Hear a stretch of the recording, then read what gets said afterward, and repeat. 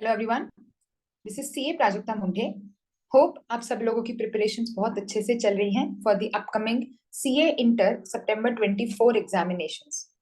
So earlier I had shared one video regarding how to prepare for these upcoming September 24 examinations, what material is relevant, what all institute has already released, and also I have released certain revision videos that are available on my channel where you can have an overview of those chapters which are relevant from the examination point of view. Now, moving forward towards the attempt, Institute has released a revision test paper as always. So let us, in today's video, we are going to discuss the revision test paper that has been released by the Institute for income tax for the upcoming September 24 attempt. Okay, चलिए. So सबसे पहले तो material क्या relevant है वो बताया गया है. As amended by finance act 23, तो हमारे लिए रेलेवेंट असेसमेंट ईयर कौन सा हो गया? असेसमेंट ईयर 24-25 है ना. So for all the examination, all the questions that you will be solving, आपका assessment year will be 24-25. All the circulars notifications issued up to 29th of February. So March, April, May, June, July, August, attempt से 6 महीने पहले तक जितने notification circulars release किए जाते हैं वो सारे अटेम्प्ट के लिए रेलेवेंट होते हैं. सो 29 फरवरी तक जो कुछ रिलीज हुआ है that would be relevant for you, and the relevant assessment year is 24-25. The June 23 edition that you are already referring is relevant from the examination point of view, and the significant notifications issued up to 30th of April, and hence the same is relevant. The statutory update for the upcoming notifications has already been posted. So we have already discussed about the statutory update in the video that I have shared for how to prepare for the September examinations. So you can go through it, and if you have any issues, we can discuss. So this is the material which you have to refer before going to the examinations, right? चलिए अब आगे चलते हैं. In today's lecture, I am going to cover only the objective part. So in this RTP उन्होंने सिर्फ एक ही case scenario include किया है ऑब्जेक्टिव पार्ट में. Subjective part I will be taking in the next part. Okay, तो आप लोगों को सिर्फ सब ऑब्जेक्टिव देखना रहेगा, तो फिर यही पार्ट आपके लिए रेलेवेंट रहेगा. चलिए, so let us see what is the case scenario. Quite easy as compare to like normally RTP के जो केस सिनेरियोज होते हैं उतना कॉम्प्लिकेटेड नहीं है. Let's go through it. Mr. Naveen, aged 40 years, is engaged in the manufacturing business. ठीक है, manufacturing का काम करता है, बिजनेस में है. See, whenever you are reading a question, especially a case scenario, ये सारी छोटी छोटी बातों को ध्यान में रखना बहुत जरूरी होता है. मिस्टर नवीन एज्ड 40 इयर्स, हो सकता है इसका क्वेश्चन में रेलेवेंस नहीं हो, लेकिन हो सकता है रेलेवेंस हो. अगर आपको क्वेश्चन में टैक्स कैलकुलेशन के बारे में दिया है और अगर क्वेश्चन में बोला है opt out from the relevant 115 BAC, then obviously आपके लिए एज मैटर करेगी, है ना. If you are calculating tax as per the regular provisions, 60-80 age के लिए स्लैब्स अलग अलग है. सो एज्ड 40 इयर्स, तो हमारे दिमाग में आ गया ठीक है, सीनियर सिटीजन नहीं है. कोई भी डिडक्शन अगर सीनियर सिटीजन से रिलेटेड है, सपोज क्वेश्चन में आगे आपको 80 TTA TTB वगैरह से रिलेटेड कुछ दिया हुआ है, यू नीड टू नो कि हाँ ये सीनियर, तो बार बार ऊपर ना जाना पड़े. वैसे हम टाइम कैसे सेव कर सकते हैं कि फर्स्ट टाइम जब हम रीड कर रहे हैं तभी इन पॉइंट्स को ध्यान में रखना है. तो जब हम कोई भी क्वेश्चन सॉल्व करते हैं ना, ऑब्वियसली हमारे कॉन्सेप्ट स्ट्रॉन्ग होना बहुत जरूरी है, हम लोगों को प्रोविजंस पता होना जरूरी है, नो डाउट. लेकिन क्वेश्चन में से रेलेवेंट इंफॉर्मेशन उठाना भी उतना ही इंपॉर्टेंट होता है ताकि हम हमारे प्रोविजंस को उस पर अप्लाई कर सके. Getting the point. चलिए, engaged in the manufacturing business, he follows mercantile system of accounting. Details pertaining to his business for the year ended 31st March 2024 are given. Capital receipts दी है आपको 1.2 crores. Turnover दिया है आपको 2.8 crores. Amount received in cash out of turnover, तो इसमें से 8 lakh cash में मिल गया है. Amount received in cash out of capital receipts, तो इसमें से 2 लाख कैश में मिला है. ठीक है. Amount received through account payee cheque, NEFT and other prescribed mode on or before the specified date under section 139(1) out of the turnover. तो I hope आपको थोड़ा थोड़ा क्लिक हो गया होगा हम किधर जा रहे हैं. हम 44 AD की तरफ जा रहे हैं, है ना, जहां पर अगर बैंक अकाउंट से अमाउंट रिसीव होती है तो टैक्स की रेट अलग है, सॉरी प्रॉफिट का रेट परसेंटेज अलग है, और अदरवाइज प्रॉफिट परसेंटेज अलग है। तो ये 2.5, तो 2.8 के टोटल टर्नओवर में से 2.5 करोड़ हमको 139 की ड्यू डेट तक, मतलब रिटर्न फाइलिंग की ड्यू डेट तक हमारी बैंक में रिसीव हो गए हैं। ठीक है, total payment which you have made is 1.6 crores, out of which cash payment is 9 lakhs. ठीक है, net profit as per books is 10.50 lakhs. An analysis of the profit and loss for the year ended 31st March 24 reveals the following information. Salary includes wages of 15,000 per month each, paid to one security guard and 2 housekeeping staff in cash, मतलब 3 लोगों को पे किया है, हर महीना पे किया है। ये सारी बातें इंपॉर्टेंट है ध्यान रखने के लिए, है ना। 10,000 से ऊपर single person single day cash payment हुआ है, 48(3) डिसअलाउ हो जाएगा, है ना।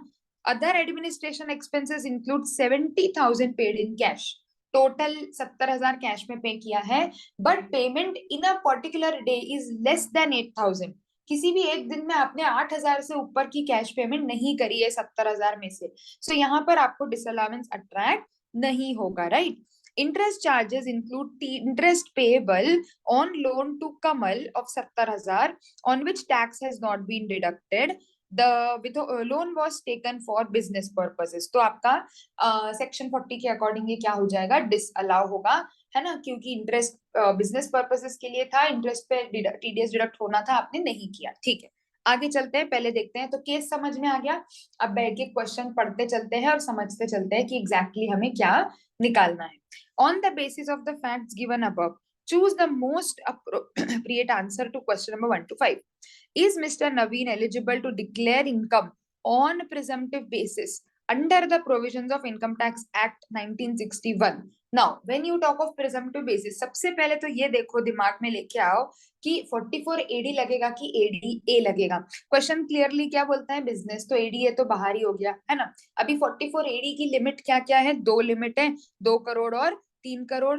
2 करोड़ जनरल लिमिट है, 3 करोड़ की एक्सटेंडेड लिमिट मिलती है post fulfilment of certain conditions, that is your cash receipts should not be, basically should be less than और equal to 5% of your total turnover, right. तो आपकी कैश रिसिप्ट्स जो है, how many cash receipts have you earned, वो cash receipts you will be comparing with your turnover. तो turnover का जो हमारा 5% है, एक बार हम एक स्टैंडर्ड लिमिट निकाल लेते हैं, टर्नओवर का 5%, so 2.8 crores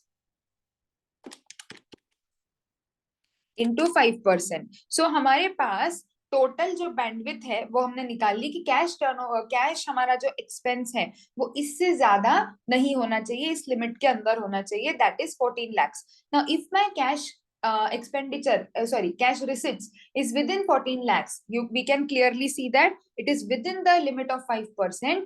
So yes, I can opt for the presumptive taxation even though my turnover is more than 2 crores, but it is less than or equal to 3 crores. So क्या option दिया है हमको यहाँ पर देखो, yes, since the turnover received in cash, since the amount received in cash during the year does not exceed 5% of the turnover। अब ध्यान से एक चीज समझना, बहुत बार कंफ्यूजन क्या हो जाता है, हम लोग जब सेक्शन पढ़ते हैं ना, तब हम ऊपर ऊपर से पढ़ लेते हैं कभी कभी, या रिवाइज करते समय हम ये माइन्यूट चीजों पे ध्यान नहीं देते, और एग्जाम में हमको वो लोग कंफ्यूज करते हैं। कैसे कंफ्यूज हो सकता है, देखो यहाँ पर उन्होंने कैपिटल रिसिप्ट भी दी है और टर्नओवर भी दिया, और दोनों में से अलग अलग करके दिया, तो एक दिमाग में एकदम से ये आ सकता है कि यार 2.8 प्लस 1.2 तो नहीं करना था, 5% किसका लेना है, टर्नओवर का लेना है कि टोटल रिसिप्ट्स का 5% लेना है।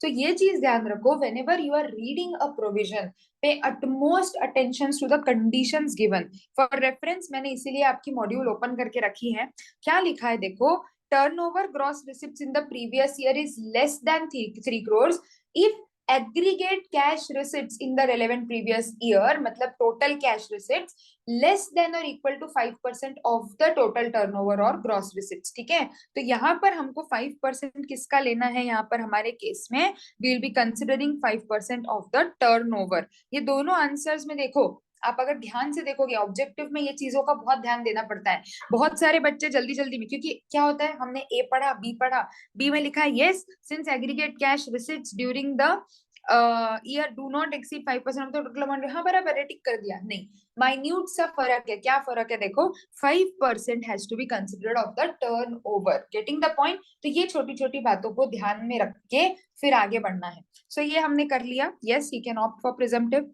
What would be your answer to MCQ 1, assuming for the purposes of this MCQ and MCQ 3, मतलब 2 and 3, Naveen has additionally received 10 lakhs by way of crossed check out of the turnover during the particular previous year. अब हम लोगों ने clearly, जब हम ये section पढ़ते हैं तब हम लोगों ने ये चीज पढ़ी है कि अगर amount is received by way of cross cheque, it will be considered as a cash receipt. अगर आप ध्यान से देखोगे इस सेक्शन में तो एक नोट दिया जाता है, for the purpose of this section, receipt of amount or aggregate of amounts by a check which is not account pay, that means it is a cross check, would be deemed to be receipt in cash।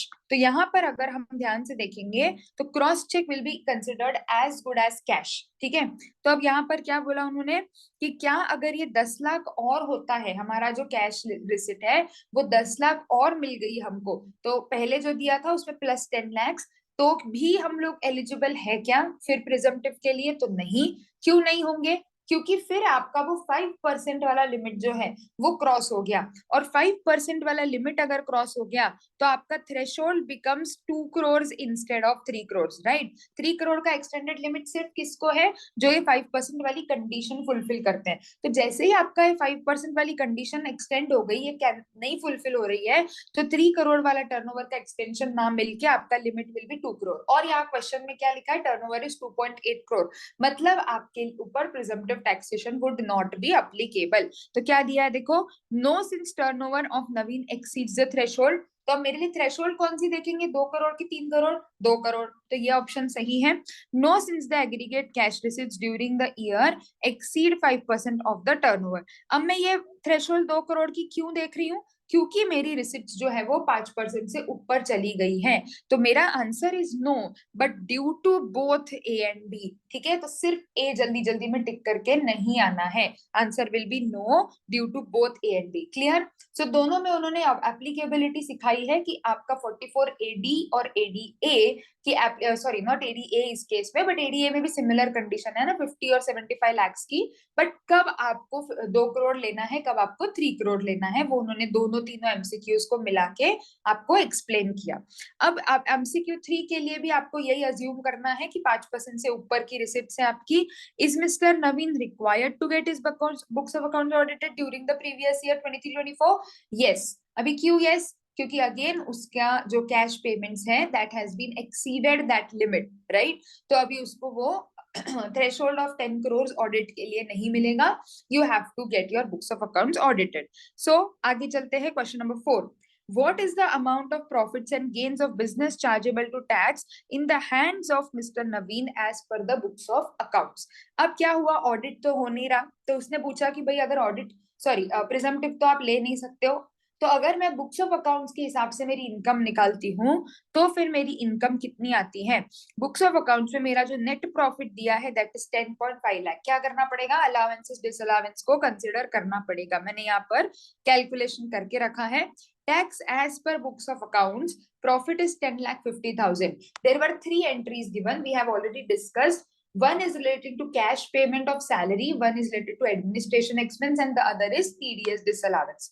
तो 40A3 में तो disallowance होगा ही सही, जो हमने security guard और उनको salary पे करी है 15,000 पर मंथ, तो साल का मल्टीप्लाई करके 12 से, एंड 3 लोगों को पे करी है, तो 15,000 into 12 into 3 will give you 5,40,000। ये डिसअलाउ हो जाएगा आपका, है ना, क्योंकि आपने 40A3 को फॉलो नहीं किया।